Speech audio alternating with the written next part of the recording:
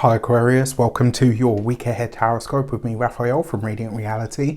It's an absolute pleasure to have you. Thank you so much for being here. Thank you so much for joining me. Quick note, my readings are for your sun, moon and ascendant signs. So whether you're a sun, moon or rising sign Aquarius, this is for you. And I always advise that you watch all three to get a clearer, more complete picture of how they're going to speak to you. With that said, remember they are general readings. Not everything's going to resonate with everybody, and that is just fine. You should always use your own discernment. Excuse me.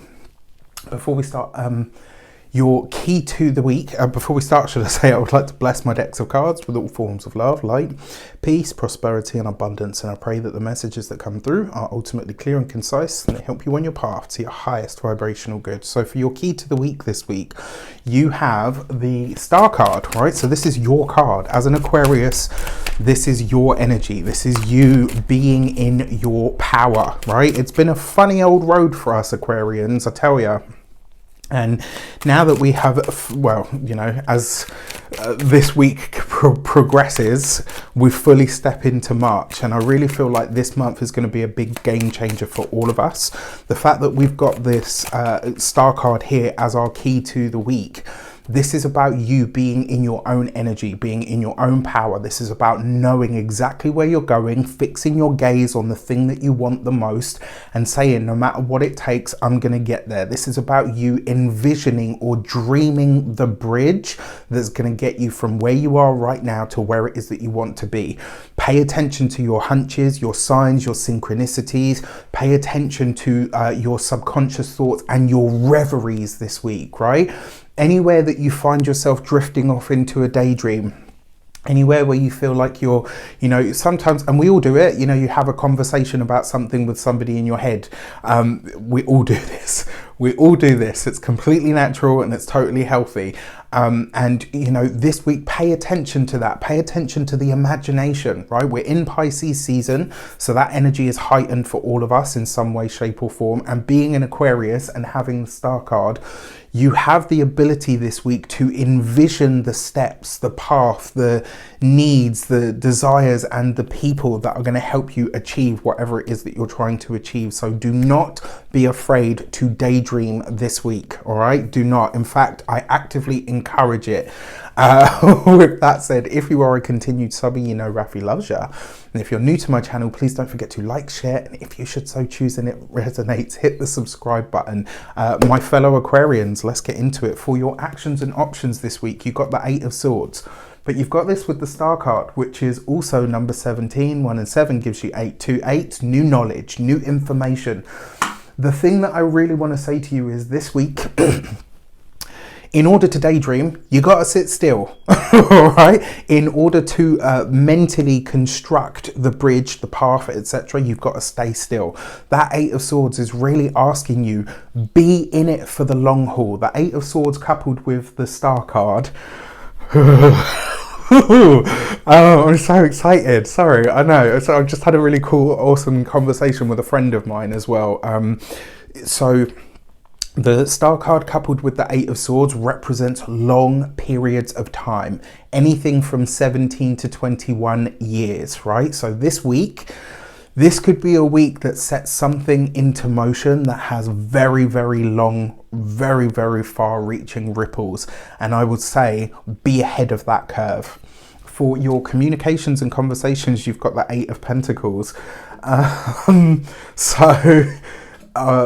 trying something new this week because I know a lot of people in the comments have asked about this kind of thing, and I try to be as accommodating as I can.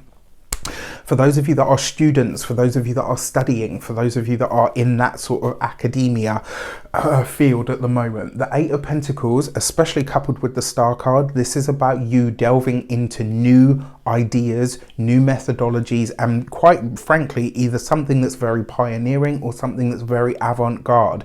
Now, whatever you present or whatever you're trying to learn this week, you get the most out of it by looking at what, so as an example, let's say you are studying sports science. Start looking in the fringe, right? You're an Aquarius, you play in the fringe, you live in the fringe. Aquarius is literally the alien of the zodiac. Hello. I've even got the bald head going on. That being said, right, we are the oddballs of the zodiac, right? Aquarius is the alien, the oddball, the one that's kind of way out there. This week, you are actively encouraged, right, to get into the fringe, look in the spaces and places for the new, the novel, or the cutting edge, because you're going to find stuff there that will inform and infuse your work this week in a much more powerful way. If you're employed by somebody else, any and all digital skills that you have need to be enhanced and brushed up. This goes for me as well, so for those of you that are business owners, entrepreneurs, etc., you got to upskill when it comes to the digital sphere, when it comes to what's going on out there in the digital world. You've got to get on top of this stuff. You know, I always talk about like, oh, you know, I'm an Aquarius, but I'm not that techie. And actually, when I really get into it, I am quite techie and I can be really good with that kind of stuff. And I retain information really well. So I'm going to use that to my advantage this week, right? So if you're a bit of a technophobe, like I have been in the past, scrap that, right? Stop writing that into your story and start writing something new. When it comes to those of you that are retired and no longer working, this is about repurposing your skills, repurposing the skills that you've got and finding a way to pass them on to the next generation in some way, shape or form. That being said, star card 17, 1 and 7 gives you 8, 8 of swords, 8 of pentacles. 3 8s represents marriage, right? So for some of you, this will be about your actual marriage, but for a lot of Aquarians, this is going to represent what you are prepared to tie yourself to, what you are prepared to marry yourself to. Is it your job? Is it your business? Is it your career?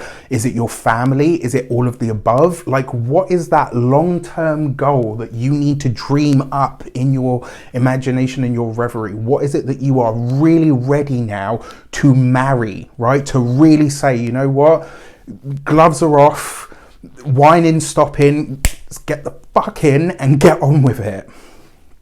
For your love and relations, you've got the 2 of cups, right? So for those of you that are partnered, married, or in long-term commitments, this bodes very, very well. The relationship is solid this week, right? And what I love most about it with that 8 of swords, it's almost like there's a part of you that stood still long enough this week to see how great things actually are on their own and how much better they're going to be when you really dedicate your time, your effort and your energy and your inner resources to everything that you're building. For those of you that are single, this is a wonderful week, right? This is, I gotta say, this could definitely be you know, like this could be connections. This could, for some of you, because it is the 8 of swords, this could be a relationship that starts, you know, maybe you meet someone this week, but it snowballs really quickly.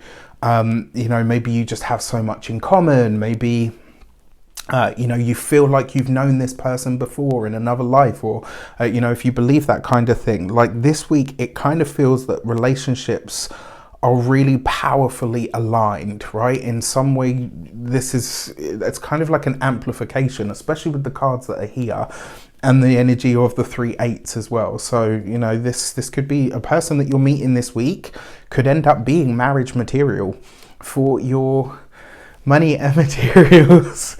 You've got the Wheel of Fortune, right? This is spontaneous opportunities. This is those moments at which that you trust that something bigger will step in when you make a move that makes no sense. This is that moment where listening to your gut and your intuition and your spirituality and the universe and saying, okay, you know what, I'm going to go for it. This is that moment that this pays off. This could see you in the right place at the right time. For those of you that are looking for work, you could literally walk into or stumble into a job this week, and it's one that truly feels very aligned for you, like in a way that you just kind of think, wow, well, where has this been all of that time? It wasn't the right moment. It wasn't the right time. Finances look good this week. When it comes to your physical health and vitality, the Wheel of Fortune for me is it's Jupiter ruled. So we're talking about the liver. We're also talking about the lower part of the spine and the hips and the thighs and the buttocks, all of the Sagittarian areas of the body. Look after those this week. In fact, I would actively say the mind is going to be really flexible and nimble this week. Try to make your body that way as well. If you're not stretching daily, this week you need to be. And when it comes to your home and environment, well, change is on the horizon for you guys when it comes to home. You know this. It's going to be a running theme as long as the nodes are in Scorpio and Sagittarius, unfortunately, or fortunately, as the case may be. Now, the new moon on the 2nd of March is in the sign of Pisces, right? It's a gorgeous new moon. It's a powerful new moon. It's a fresh start, a new beginning. And for you, especially if you're an ascendant Aquarius to a lesser degree, but still relevant, the sun and the moon, this is happening in your 2nd house of money, finances, resources, your own values and your own self-esteem.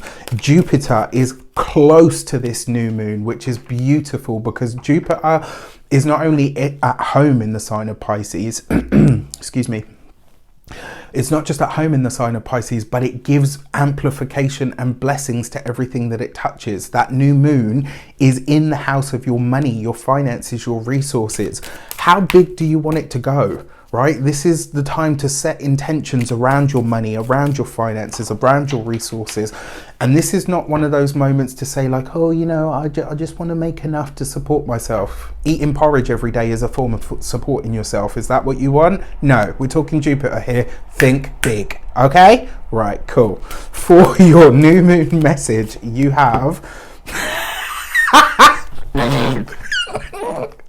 the gate 28 and possible, right? So what is it that you want? How big do you want it? Because it really is possible. The thing that I love most about this card is it asks you to dream the impossible dream, right? It literally represents that. It's like, you know, the rose in Beauty and the Beast, like it's perpetual. As long as the rose is, you know, alive and then it spouts its thingies, like, okay, maybe there's a time limit, but the message is that it's possible, right? Don't think about the clock ticking down and how much time is it going to take.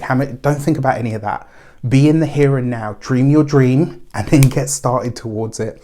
With that said, I wish you an abundance of all of that good stuff. Have a fantastic week. Let me know in the comments how it shapes up. Take care and I'll see you soon.